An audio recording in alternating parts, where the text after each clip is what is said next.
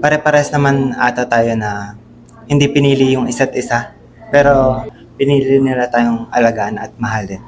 Kaya responsibility natin na ibalik yun.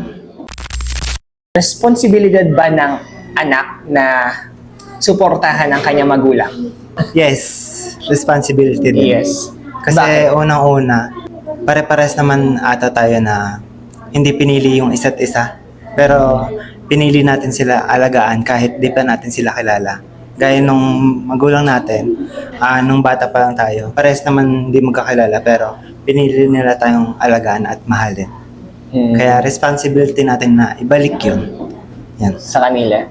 Okay. Hindi naman sa responsibility, pero magkaiba kasi yung responsibility mong gawin to sa willing kang gawin to. Kumbaga, gagawin kong yung bagay na to kasi willing ako, hindi dahil responsibility. Responsibilidad. Yun lang yung difference. Okay, gets ko. Siguro same sa kanya. Hindi yung term na responsibility. Kumbaga, gagawin ko yan kasi gusto ko. Kumbaga, pag kaya ko nang mag-provide, kaya ko nang ibigay yung mga kailangan nila and needs At nila. dahil mahal mo sila, Yan. dahil magulang mo sila.